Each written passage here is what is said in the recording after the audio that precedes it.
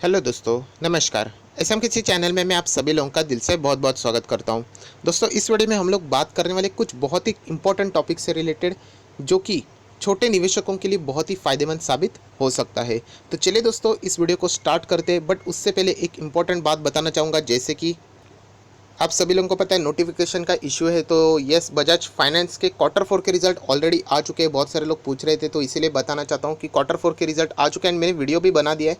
Notification का issue चल रहा है, इसीलिए वो वीडियो आप तक नहीं पहुँची होंगी। सो नीचे डिस्क्रिप्शन बॉक्स में आपको लिंक मिल जाएगा, तो वहाँ पर भी आप चेकआउट कर सकते हो। तो चलिए, हम लोग आ चुके हैं हमारे नॉर्मल स्क्रीन के ऊपर एंड जैसे मैंने कहा कि छोटे निवेशकों ने थोड़ा सा सावधान रहना चाहिए। सावधान किस बात से रिलेटेड, वो भी मैं आप लोगों को बताना चाहूँगा। आज आप लोग यहाँ पे देख सकते हो बीएससी सेंसेक्स, या फिर हम लोग निफ्टी के ऊपर भी जाएंगे।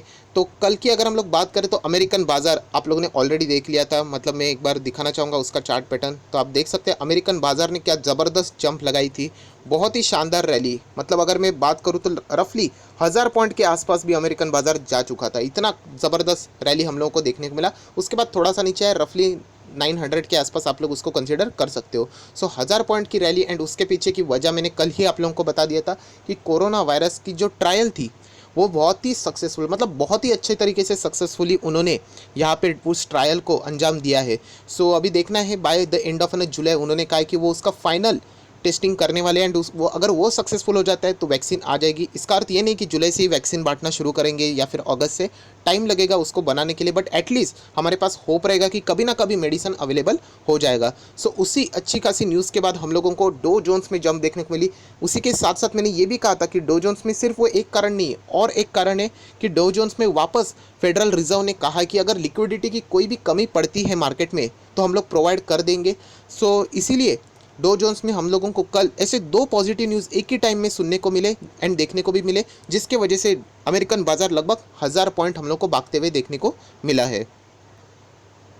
सो इसीलिए आप देख सकते हैं कि हमारा मार्केट की भी शुरुआत अगर आप लोग यहाँ पे कंसीडर करोगे बहुत ही शानदार थी एंड ऐसे लगा था कि हमारा मार्केट भी आज बहुत ज़बरदस्त रिकॉर्ड बना सकेगा। बट फाइनली आप लोग देख सकते हैं कि मार्केट में बाद में किस तरीके से गिरावट आ गई एंड ये गिरावट हम लोगों को संकेत दे रहे कि आप लोगों ने बहुत ही सावधान रहना चाहिए। यस दोस्तों, बहुत ही सावधान रहना चाहिए, क्योंकि अगर डो जोन्स 900 पॉइंट्स भागने के बाद भी अगर हम लोग हाई से नीचे आ जाते सो इसका इम्पैक्ट क्या हो सकता है आप लोगों को फ्यूचर में पता चल जाएगा। उसी के साथ साथ कुछ इंपॉर्टेंट पॉइंट्स भी है जिसके ऊपर आप लोगों ने नज़रें रखनी चाहिए, वो भी मैं आप लोगों को यहाँ पे बताने वाला हूँ। क्योंकि याद रखना दोस्तों कि ऑपरेटर को अच्छी तरीके से पता होता है। देखिए, एक अगर आपका कॉमन माइंडसेट रहेगा ना, तो ऑपरेटर को पता है कि आप ऐसे सोचने वाले, मतलब जब डो जोन्स भागा ना तो सभी लोगों को पता है कि आप मार्केट भागेगा ही, तो अच्छा खासा मार्केट को यहाँ पे भगाया गया। आप लोग देख सकते हैं मार्केट कितना हाई लेवल पे आया था। अगर वो भागता तो वो कंसिस्टेंटली भागना चाहिए था, बट ऐसे नहीं हुआ। आप लोग बाद में देख सकते हैं यहाँ पे प्रॉफिट बुकिंग हुई, बाद में थोड़ा सा वापस भगाया गया, बाद में सीधा मार्केट को नीचे, बाद में वापस थोड़ा एंड बाद में वापस नीचे। सो इसलिए कहता हूँ कि बाजार में आप लोगों के इमोशन से उसको कंट्रोल लगाना बहुत ही इंपॉर्टेंट है एंड उसी से रिलेटेड कुछ इंपॉर्टेंट बातें भी मैं अभी आप लोगों के सामने पेश करने वाला हूँ। तो इसीलिए कह रहा हूँ बहुत ही सावधानी से आप लोगों ने काम करना चाहिए, क्योंकि अभी की सिचुएशन क्या है ये मैं बार बार आपको बता चुका हूँ। ये मैं क्यों रिपीट करता हूँ, क्योंकि मार्केट एक दो बार ज़रूर भाग सकता है, उससे आप लोगों को फोमो नहीं होना चाहिए कि फियर ऑफ मिसिंग आउट, कि अरे मौका छूट गया, ये नहीं होना चाहिए। भले आप लोगों को चाहे वो शेयर्स 50, 100, 200 महंगा क्यों ना मिल जाए, बट वो कॉन्फिडेंस होना चाहिए आप लोगों में। तो चलिए दोस्तों, कुछ इंपॉर्टेंट आर्टिकल के ऊपर आ जाते हैं जिससे आप लोगों को अंदाज़ा आ जाएगा कि मार्केट में शायद से हम लोग को और भी गिरावट देखने को मिल सकती है। देखिए, मैं ये वीडियो क्यों बना रहा हूँ, क्योंकि अमेरिकन बाजार में एक पॉजिटिव वाइब शुरू हो चुकी है। सो ये वाइब शायद से अमेरिकन बाजार को और आगे लेके जा सकती है। बट हमारा मार्केट के लिए अगर हम लोग देखें तो ऑलरेडी बहुत सारी चीज़ें जिसके होप के ऊपर हम लोग चल रहे थे, स्टिमुलस पैकेज, वो ऑलरेडी हम लोग कह सकते हैं कि फेल हो चुका है, क्योंकि जिस तरीके के बाजार ने रिस्पांस दिया है उसी तरीके से मैं कह सकता हूँ कि वो फेल हो चुका है। सो ये बात आप लोगों ने बहुत ही सावधानी से समझनी चाहिए, क्योंकि अगर अमेरिकन बाजार दौड़ता है एंड उसके बदौलत हमारा भी बाजार दौड़ता है तो याद रखना हमारे बाजार में तेज़ी से गिरावट आना तय रहेगा। शायद से वो 2 से 3 दिन बाद आ जाए या फिर हफ्ते बाद आ जाए, बट आएगी ज़रूर।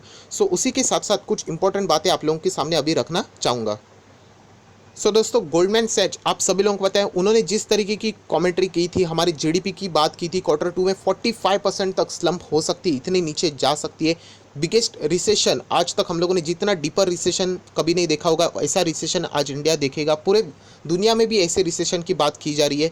तो उसी के साथ साथ आप सभी लोगों को पता है फिच रेटिंग एजेंसी, तो यस फिच ने भी एक बहुत बड़ा ऐलान कर दिया एंड वो अभी अभी जस्ट 15 मिनट हुए है वो न्यूज़ आके, एंड इसलिए ये न्यूज़ में कवर करना चाहता था कि इसका इम्पैक्ट भी आप लोगों को थोड़ा सा फ्यूचर में देखने को मिल सके। सो फिच ने भी बहुत सारी चीज़ें बताई है, स्टिमुलस पैकेज से रिलेटेड भी उन्होंने अपनी टिप्पणी दी है। उसको चाहो तो आप फॉलो कर सकते हो, अनफॉलो कर सकते हो, ये कंप्लीटली आपका डिसीजन रहेगा। तो इसीलिए ये बहुत ही इंपॉर्टेंट बात है जो कि मैं आपके सामने यहाँ पे कवर करने जा रहा हूँ। सो दोस्तों आप वापस देख सकते हैं हिंदी आर्टिकल आपके सामने आ चुका है। तो सबसे पहले सरकार का जो 20 लाख करोड़ का जो कोविड-19 के रिलेटेड जो पैकेज था, अर्थव्यवस्था की तात्कालिक चिंताओं को दूर करने में सक्षम नहीं है। ये बात मैंने भी आपको कहा था, कुछ चीज़ें उन्होंने बहुत अच्छी की है, बट जो प्रेजेंट सिचुएशन को ठीक करने वाली बात चाहिए वो उस पैकेज में हम लोग को देखने को नहीं मिली। एंड ये बात मैंने भी कही थी एंड आप लोग फाइनली देख सकते हैं रेटिंग एजेंसी फिच ने मंगलवार को यह बात कही है। जस्ट अभी अभी 15 मिनट हो चुके हैं, ये सारी बात सामने आ चुकी है। उसी के साथ साथ आप लोग थोड़ा सा और आगे देख सकते हैं कि एजेंसी ने कहा है कि सरकार की ओर से घोषित अतिरिक्त आर्थिक प्रोत्साहन पैकेज वास्तविक में जीडीपी के 1% के बराबर है, ना कि 10% के बराबर। सरकार का ये जो दावा था उनकी फिच की बात है, ये मेरी बात नहीं है। तो आप लोग देख सकते हैं सरकार ने कहा था कि ये 10% है जीडीपी के, बट फिच बता रहे हैं कि ये लगभग 1% जीडीपी के है। तो ये भी बात आप लोगों ने नोट डाउन जरूर करनी चाहिए। मैंने वापस कही, भरोसा रखना है या नहीं ये आपके ऊपर है। जो इंपॉर्टेंट बात है इसको सर्च करके मैं आपके सामने फिल्टर करके बता देता हूँ, तो आप लोग अपडेट रहने में बहुत ही ज़्यादा तेज़ रह सकोगे। तो नेक्स्ट स्लाइड में अगर हम लोग जाते तो यही चीज़ें उन्होंने बताई है कि जो बताया था कि उन्होंने 10% जीडीपी का है, उसी के साथ साथ 20 लाख करोड़ का पैकेज है। वित्त मंत्री ने इसका 5 चरण में डिवाइड करके ऐलान किया था कि कैसे कैसे इसको इस्तेमाल करना है। तो ये इतनी इंपॉर्टेंट स्लाइड नहीं है। तो चलिए थोड़ा सा नेक्स्ट स्लाइड के ऊपर आ जाते हैं जो कि थोड़ी बहुत इंपॉर्टेंट है। सो फिच सॉल्यूशन ने यहाँ पे कुछ इंपॉर्टेंट नोट कहा गया है, जैसे कि इस आर्थिक पैकेज की लगभग आधी राशि राजकोषीय उपायों से जुड़ी है। उसी के साथ साथ इन उपायों की घोषणा पहले ही की जा चुकी थी। इसके अलावा इस पैकेज में जो आरबीआई की ओर से घोषणा का उपायों के अर्थव्यवस्था पर पड़ने वाले प्रभाव से जुड़े अनुमान को भी शामिल किया गया था। ये तो ऑलरेडी हम लोगों को पता था कि जो 20 लाख करोड़ का पैकेज है वो कोई फ्रेश पैकेज नहीं है। ऑलरेडी आरबीआई ने बहुत सारे ऐलान किए थे, लिक्विडिटी से रिलेटेड बहुत सारी चीज़ें ऑलरेडी इसमें इंक्लूडेड थी। सो आप सभी लोगों को पता है लगभग 6.45 लाख करोड़ रुपए का भी ऐलान यहाँ पे सरकारी बैंकों ने 1 मार्च से 15 मई के बीच में किया था। तो उसमें भी हम लोगों को ये सारी चीज़ें देखने को ऑलरेडी मिल चुकी थी। उसी के साथ साथ आप देख सकते हैं फिच ने भी यहाँ पे कोविड-19 से रिलेटेड जो चीज़ें चल रही है उसका अनुमान लगाते हुए, मतलब जीडीपी का अनुमान लगाया एंड उन्होंने कहा कि वृद्धि दर लगभग 1.8% यहाँ पे क्या हो सकता है, फिसल सकता है। सो वो फिसलने की बातें रहेंगी ऑब्वियसली फिलहाल की सिचुएशन को देख के। उसी के साथ साथ फिच ने और भी कुछ इंपॉर्टेंट बातें कही है, जैसे कि भारत का आर्थिक संकट यहाँ पे बढ़ रहा है। इनफैक्ट भारत का क्या, हर एक कंट्री का यहाँ पे आर्थिक संकट बढ़ ही रहा है। एंड इसीलिए अगर हम लोग बात करें तो ऐसा इसलिए कि एक तरफ कोविड-19 का संक्रमण तो यहाँ पे बढ़ ही रहा है, लॉकडाउन की स्थिति भी बढ़ रही है, एंड दूसरी ओर अगर हम लोग देखते हैं तो घरेलू एंड वैश्विक दोनों मोर्चों पर डिमांड कमज़ोर हो रहा है। यस दोस्तों, डिमांड मतलब अगर हम लोग कुछ पर्टिकुलर सेक्टर्स की बात करें, जैसे कि अगर हम लोग ऑटो सेक्टर भी पकड़ लेते हैं, कितना डिमांड यहाँ पे कमज़ोर हो चुका है, जीरो सेल्स यहाँ पे हम लोग को देखने को मिली है। एंड ये डिमांड है ना कि सिर्फ हम लोगों को डोमेस्टिक लेवल पे, बट उसी के साथ साथ इंटरनेशनल लेवल पे भी ये सारी चीज़ें यहाँ पे डिमांड में अगर कमज़ोरी आ जाती है तो आप सभी लोगों को पता है कि उस चीज़ की भी वैल्यू बाद में हम लोग को नीचे जाते हुए देखने को मिलती है। डिमांड बढ़ेगा तो यस बहुत ज़्यादा उस चीज़ की वैल्यू बढ़ जाती है। तो ये चीज़ फिलहाल यहाँ पे हम लोग कह सकते हैं कि डिमांड में होने वाली कमज़ोरी और भी चिंता यहाँ पे आगे फ्यूचर में बढ़ा सकती है। सो यहाँ पे रेटिंग एजेंसी का मानना है कि सरकार प्रोत्साहन पैकेज को लेकर जितनी अधिक देरी करेगी उतना ही इकोनॉमी में हम लोगों को लॉस होते हुए देखने को मिलेगा, उतना ही डैमेज होते हुए देखने को मिलने वाला है। यस दोस्तों, अभी अगर आप सोचोगे कि स्टिमुलस पैकेज तो ऑलरेडी आ चुका है, सो ये कौन सा है सरकार का प्रोत्साहन पैकेज। तो यस दोस्तों, यहाँ पे वापस एक बात की तो जा रही है कि और एक कुछ ना कुछ चीज़ों को यहाँ पे इकोनॉमी को सपोर्ट करने के लिए, रिसेंट लेवल को सपोर्ट करने के लिए, जो अभी सिचुएशन चल रही है उसको एक सहारा देने के लिए एक बात सामने चल रही है। हालांकि कोई ऑफिशियली अनाउंसमेंट तो नहीं है, बट शायद से कल हम लोगों को कुछ ना कुछ यहाँ पे हाई लेवल की मीटिंग देखने को मिलने वाली है। तो वहाँ से कुछ आउटकम इसका आ जाए तो उसके बाद ही हम लोग इसके ऊपर डिटेल में बात कर सकेंगे। बट एक टेम्पररी लेवल के लिए, तो प्रेजेंट लेवल के लिए तो कुछ ना कुछ ऐसा ऐलान सरकार की तरफ से होना चाहिए। जो स्टिमुलस पैकेज में हम लोगों ने चीज़ें दिखी थी, कुछ चीज़ें वाकई में अच्छी थी, बट वो लॉन्ग टर्म के लिए अच्छी है, इसका अभी के लेवल के लिए इतना कुछ इम्पैक्ट खास नहीं पड़ने वाला था। सो देखना है कि कल क्या होता है वहाँ पे हाई लेवल की मीटिंग में। अगर वहाँ से कोई अच्छी खासी बात आ जाती है तो हम लोग कह सकते हैं कि हमारा मार्केट थोड़ा सा रिकवर अच्छा खासा कर जाएगा। दोस्तों ये वीडियो बनाने का मकसद ये है ताकि फिच रेटिंग एजेंसी ने भी आप लोग देख सकते हैं जो कमेंट्री दी है नेगेटिव, और वो नेगेटिव ही रहने वाली है। सिर्फ हमारे कंट्री के लिए भी नहीं, अगर आप बाकी भी कंट्रीज़ के लिए देखते हैं तो सेम ही सिचुएशन हम लोग को देखने को मिलने वाली है। सिर्फ ये कमेंट्री अभी मार्केट क्लोज हो जाने के बाद आ चुकी है, तो इसके ऊपर भी आप लोगों ने फोकस रखना चाहिए। एंड इसलिए मैंने कहा है कि छोटे निवेशकों ने सावधान रहना चाहिए। उनको यूजुअली इन सारी चीज़ों की बातों का कोई अंदाज़ा नहीं होता है। बाद में मार्केट जब क्रैश हो जाए, जैसे मैंने आप लोगों को पहले ही बता दिया, बैंकिंग सेक्टर से रिलेटेड अगर मैं बात करूँ तो यहाँ पे IBC 2016, तो आप लोगों ने देख लिया कि कैसे बैंक्स में हम लोगों को गिरावट देखने को मिली। एंड उसके बाद सब लोग सर्च कर रहे थे कि ऐसा क्या हो गया बैंकिंग में। तो ये मैंने ऑलरेडी आप लोगों को बता दिया था कि बैंक के पास ये जो पावर थी, कानून IBC कोड 2016 जो उनको देती थी, वो यहाँ से छीन ली गई है। एंड वो जानबूझ के छीन ली नहीं गई है, ऑब्वियसली MSME सेक्टर को राहत देने के लिए की है। तो ऐसी चीज़ों के साथ आप लोग अपडेट रहना चाहिए। एक कदम आप लोगों को हमेशा आगे रहना है, 2 कदम हमेशा आगे रहना है, तो आप लोग मार्केट को अच्छा खासा ट्रैक कर पाओगे। तो चलिए दोस्तों, और भी उसके साथ साथ कुछ इंपॉर्टेंट बातें जो कि रिटेल निवेशकों ने सावधान इसलिए रहना चाहिए, क्योंकि देखिए अगर हम लोग यहाँ पे कह सकते हैं कि कंसिस्टेंटली अभी हम लोग कह सकते हैं लगभग 6 दिन, लगातार 6 दिन फॉरेन निवेशक यहाँ से इंडियन मार्केट में से पैसा निकाल चुके। 19 में आज के दिन भी लगभग 1328 करोड़ तक का माल फॉरेन निवेशक हमारे मार्केट में से निकाल चुके हैं। एंड पिछले 5 दिन भी, मतलब टोटल 6 दिन यहाँ पे कंसिस्टेंटली विड्रॉवल बढ़ते ही चला जा रहा है। तो ये सारी चीज़ें आप लोगों ने कंसिस्टेंटली ट्रैक करनी चाहिए, जो कि आप लोगों को अंदाज़ा दे सकता है कि मार्केट अभी भी बहुत बड़े प्रेशर में से जा रहा है।